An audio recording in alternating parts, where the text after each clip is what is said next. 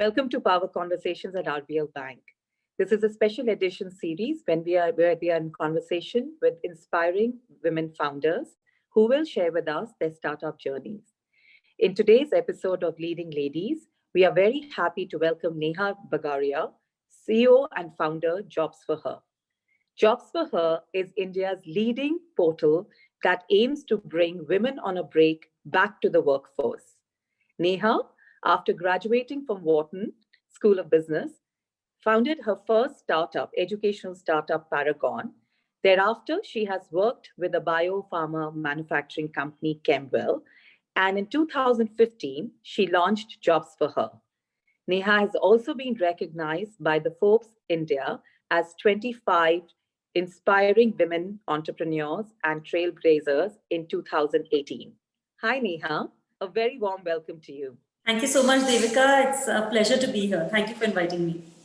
As someone who herself has taken a 3-year break after a 15-year career, I understand the importance of what Jobs for Her does to get women back to the workforce. But I would like to know from you, what is it that you were trying to solve and what inspired you to launch Jobs for Her?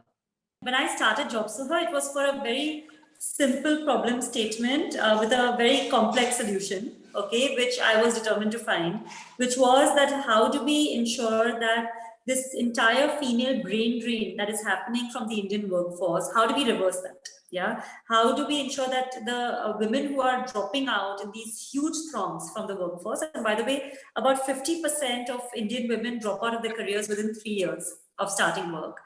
How do we ensure that when they are ready to get back to work, we find them a path back into employment? Yeah. And when I started delving into the problem, I realized that it was a very multi-stakeholder problem. We had to, and the biggest solution to the problem was to changing mindsets around that brick. For example, when I started talking to women, I found out, much to my shock, that women were being advised that they need to hide that gap in their resumes. Okay, it was almost like they were being made to feel ashamed about the fact that they had taken a break in their careers.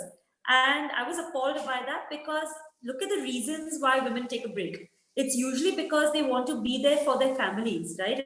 Most likely it's motherhood. It could be because they have relocated. It could be elderly care. All reasons that we need to applaud them and appreciate them and make sure that they feel confident when they're getting back. The second big mindset change that had to happen, of course, was from the mind of employers. Yeah. When we started talking to companies, there were enough companies who told us that, hey, we don't want to hire mothers. We don't want to hire a woman who's taken a break in her career. They don't have updated skills. And when we started making them realize all the positives that that woman brings along with her, that's when we started seeing change happen.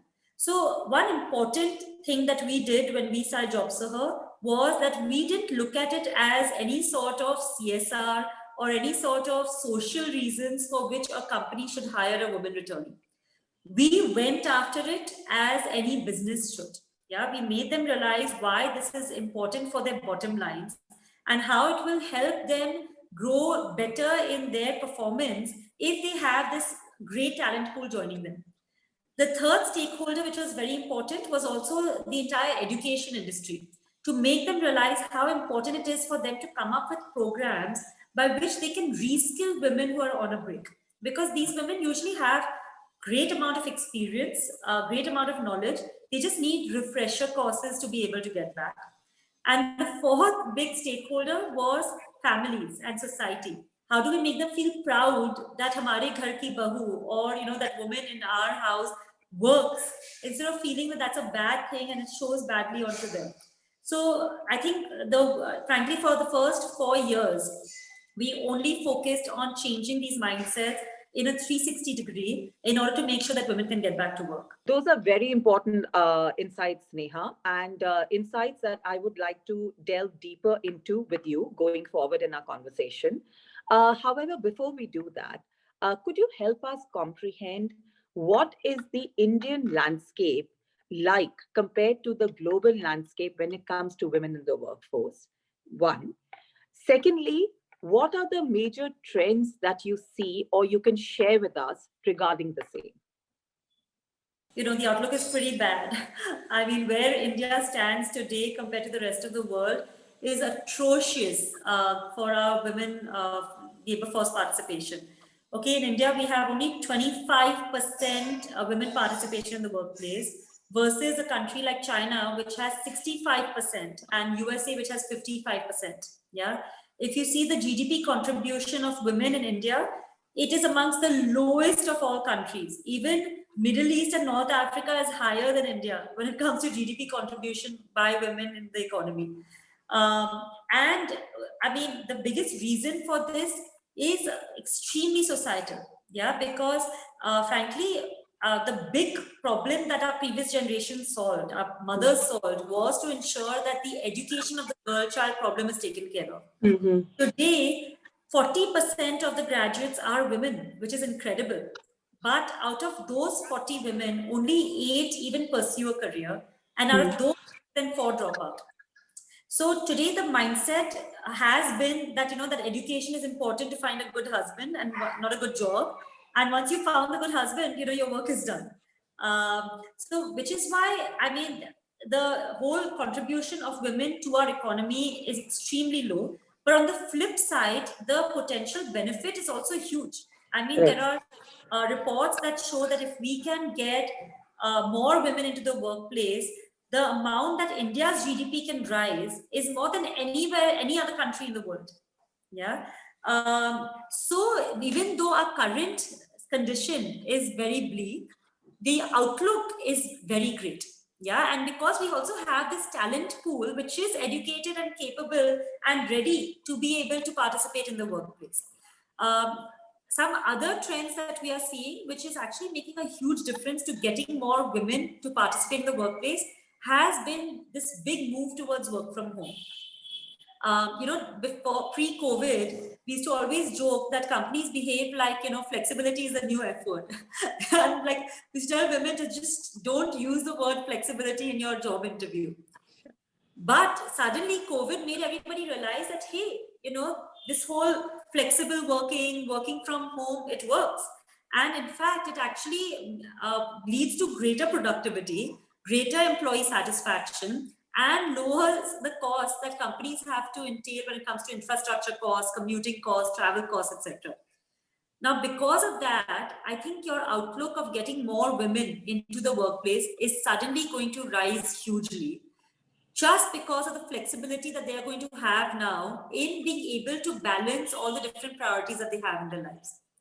The other big trend that we're seeing is the push of getting more women into leadership roles. So today, if you see the other graph, which is a very sad graph, is that even those companies that have women in their women participating in the workforce, they usually have about 30% women at the entry level, but that drops to 10% at the managerial level, and then in single numbers in the C-suite. Now companies are realizing that we need to figure out how we can get more and more women into the managerial roles and then work on developing that talent to leadership levels. Because they're realizing that the kind of leadership skills that women bring on the table are extremely complementary and extremely essential given the times that we live in. So I think if you look at some of the trends of the future, you're definitely going to have higher workplace participation thanks to flexibility, and a push towards getting more women at leadership levels. So thanks, Neha, for providing this insight. I think very valuable again. But I would also like you to, share with us what are the changes or what policies do you see corporates now adopt that will help attract more women talent and retain and grow that talent. Are there any specific policies you are seeing come in play today? Sure, absolutely, Devika. In fact, you'll be happy to know that every year, Jobs for Her hosts something called the Diversity Awards, where we collect information from about 300 plus companies across India, where they tell us about the different policies, programs, initiatives that they have in place to be able to attract, retain, and accelerate their women's careers. And we've seen a lot of interesting insights coming in through that, and I'd be happy to share some of it. First and foremost, companies are looking at how they can have strong family-friendly policies, not necessarily women-friendly policies, because it's important for us to realize that, hey, if we want women to succeed in their careers, we need the family to be able to also take care of enough of the caregiving responsibilities. So besides for maternity leave policies, for example, which in India is, ordained to be 6 months, companies are also looking at having paternity leave policies, so that the spouse of the employee who they give paternity leave to will be able to get back to work sooner. They're even going one step further, where they're saying it doesn't even matter if maternity leave or paternity leave, they're just calling it parental leave. The other thing that companies are looking from a policy point of view are definitely looking at incorporating a lot of flexibility into their policies, not being very stringent when it comes to, that you have to be in the office from 9 a.m. to 6 p.m. from Monday to Saturday, but figuring out how can they have flexi timings, flexi venue, flexi hours, etc., so that they can attract the best talent and retain them. Today the workplace is built by men, for men, of men. Yeah. If we want that average working person to change from being a man to being a man or a woman, we need to change the rules of the game.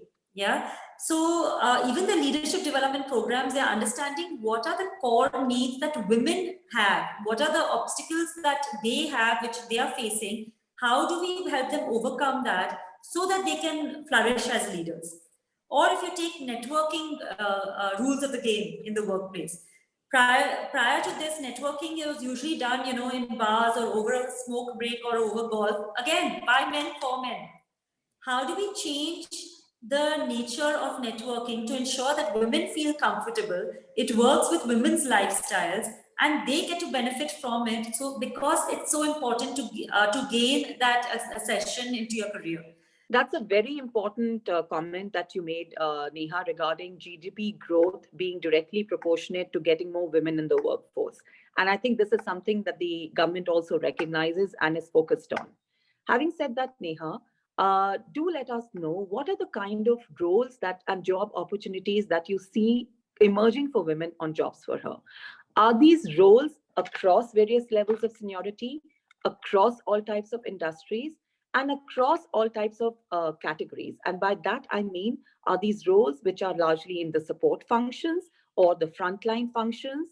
And how many of these are leadership roles that emerge for women? Great. No, Devika, that's a great question. And there's definitely a big difference that we are seeing, between different industry types, different companies, etc. I think this entire race to get a higher diversity in the workplace is definitely being led by the multinational companies. So the multinationals are doing huge amount of effort in terms of having a lot of different returning programs specifically for women returnees, having a lot of leadership development programs for women, having a lot of great family-friendly policies to make it a very strong environment for women to get nurtured in. We're also seeing a lot of large Indian companies also realizing the importance of diversity and start making that an important part of the agenda as they grow forward. However, there's still a lot of cultural mindset change that needs to be happened. Yeah, if I were to say the truth, in fact, for example, one of the companies that came to us, one of the large Indian companies, and told us that, we are so happy and proud to tell you that we have done this entire research and survey to figure out exactly which jobs in our organization will be a good fitment for women. And we want you to help us source for those jobs. And, I was taken aback and I told them that I'd love to get those jobs on the platform, but I actually want to get every job of yours on my platform, because there is really no job which is not a good fitment for a woman. And I feel like those kind of mindset changes still need to be pushed harder when it comes to the Indian companies. Here, I want to do a special mention of the fact that there are startups, which are very progressive, and they realize the value of having very strong, committed, dedicated talent in their workplace. In fact, one of the first returnee programs that I saw a startup launch was by PayU on the JobServer platform. And it was great to see them also leading the force and saying that we want to get more and more women in our companies. Now, when it comes to the type of roles that I'm seeing companies go after more when it comes to women, there are certain areas where your pipeline of women candidates is lower. Yeah. So, for example, when it comes to tech, you will have a huge number of women in more of your vanilla skill sets. But when you look at your niche skill sets, there are less women there because of the need for constant upskilling and updating that is required. Where if a woman has dropped out of the workplace, or if a woman has not invested in her constant learning, she's not updated in the most latest technologies. So at JobServe, we are actually doing a lot of different initiatives to be able to upskill women to be able to match those requirements. But there will obviously be some lag, some time to be able to create that kind of pipeline and talent pool. Other areas where you see a lot of bias against, and this is not a job for women, are of course areas like manufacturing. The government has also made it difficult for women to be employed many times in manufacturing because of the kind of stringent rules that they have for the shift timings. Yeah, and what all a company needs to do if they have women in shift timings. Third, areas that we need to defunct, of course, are things like sales. Many companies will feel like sales is not a woman's job, even though frankly a woman is fantastic at sales. Like my entire sales team at JobServe comprises of women. We are trying our best to get women to get more involved and sit at the table when it comes to the business side and the product side and a niche technology side, but we are still some time away from that. No, I'm with you on this, Neha. In fact, one of my ex-CEOs used to be very clear saying that relationship management, I would like women to be at the front because their empathy makes them better at relationship management than men, which is a fact. Multitasking and empathy is known to be far more in women, right? So, so this whole myth about women not being good at sales is actually a myth, and as it should be. It's good to know that it's changing. So Neha, one question which is a driving question apart from gender parity is pay parity, and I would really like to hear your views about that. Sure, Devika, yeah, that's a very, very difficult area that absolutely has to be solved, because if we want women to feel motivated enough to get into the workplace, work really hard and rise in their careers, they need to feel that they're being compensated well enough for all their efforts. Yeah. And again, like anything, this is also a multi-stakeholder problem that needs to be solved. First and foremost, it begins with that woman. Yeah, we've had years of training where women are told to be humble, to play down, their successes, to make it feel like a team effort. So they don't come to that negotiation table with a lot of I. Yeah. Second, there's this big likability complex that we all have. We want our colleagues to like us, we want our bosses to like us, we want everybody to like us. So we don't then fight hard enough for what is it that we truly want and how we should be well compensated. We need to realize that both are achievable. Yeah, we need to be recognized as that fearless leader who made sure that she got what she deserved and gain respect along with a lot of likes. Third is from a company point of view, where they need to realize that, a lot of problems have crept in terms of pay parity for many reasons which were not badly intentioned. Yeah. At the end of the day, again, every interview is a negotiation. Now, at that negotiation, if the man has negotiated hard, okay, he has managed to start off at this higher salary. That woman has not negotiated. She has been okay with anything that was given to her. So she has started at a lower salary. And then that has become a problem year on year. Because every new job that you get into, the first question they ask is, what was your last CTC? And they give you a hike on top of that. So a company needs to realize that, hey, a lot of this needs to be corrected. In fact, one of the companies on our platform, EY, they did a huge survey on this. And then in one shot, okay, they made sure all their women were given the same salaries as the men, which is a big move to take and a big stand to take. And in order to also do that and to make sure that this doesn't creep in the future, there have been, in fact, in America, a lot of states where they have made it illegal to even ask an employee what their previous salary level was, because they want to stem this pay parity. Yeah. Coming to the pandemic, Neha, you mentioned that there have been significant changes that you have seen during the pandemic, right? What could you share with us? What are the key shifts that you've seen emerge in the pandemic? And also, do you think that work from home has been favorable for women in the workforce? Sure. So, Devika, there's a short-term answer to this question, and there's a long-term answer to this question. Yeah. In the short term, it has been really difficult.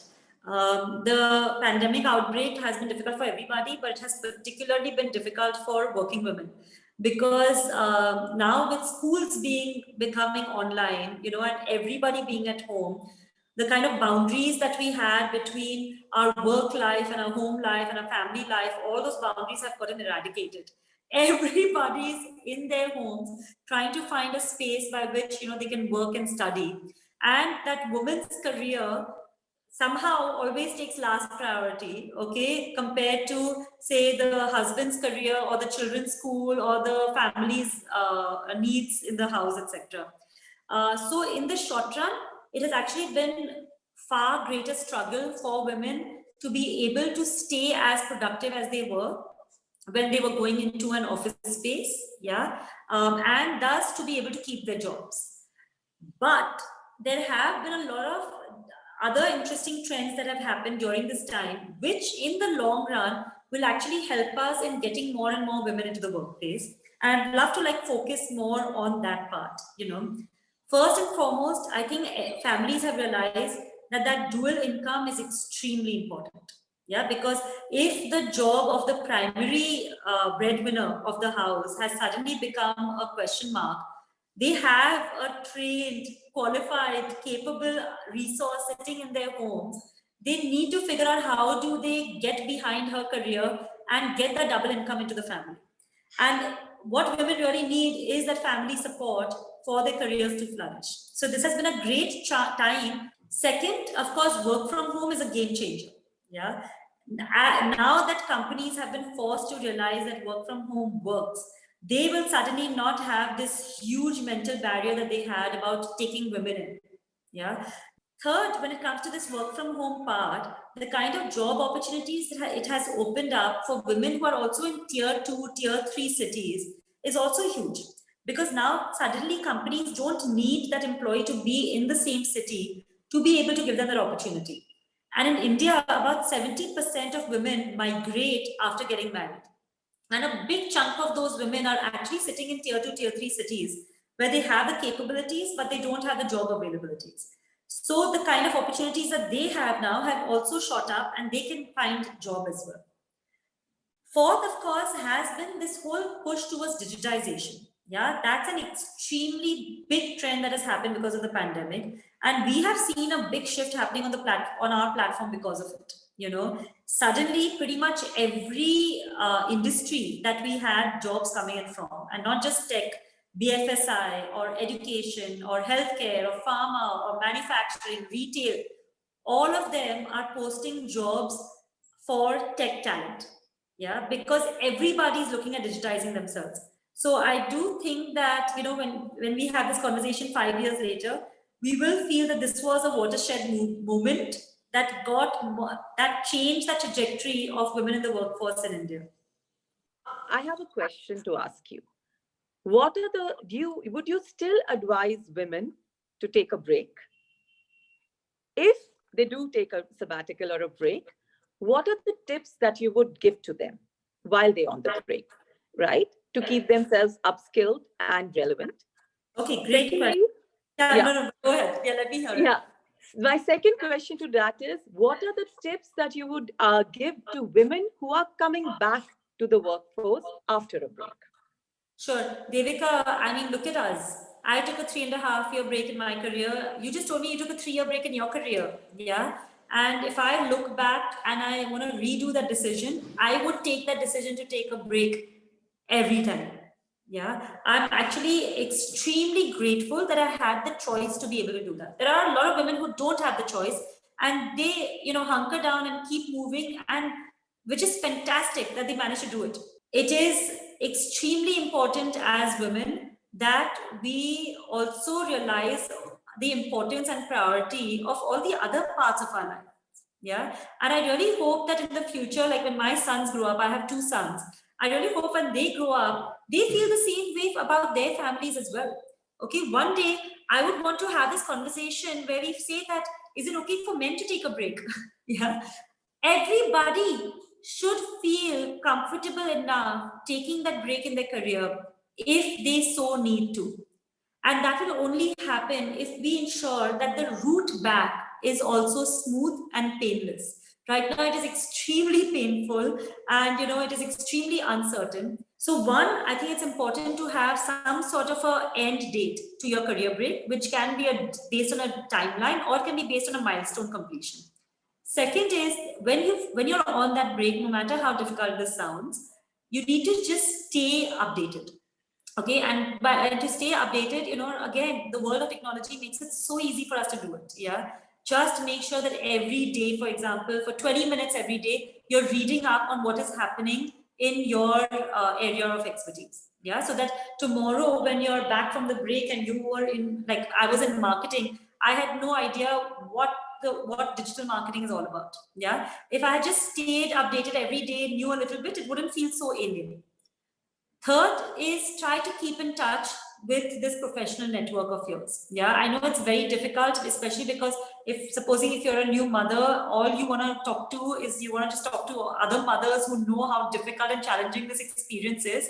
But make an effort to keep that network alive. It could be once a month coffee catch up with your ex-colleagues, your ex-boss, a 15-minute phone call. Keep it alive. Fourth is, please upskill yourself. The best way to use this break is to find ways to upskill yourself and gain some more certifications, which will then help you in your future career. And of course, do never ever feel the need to justify why you took that break. Be proud.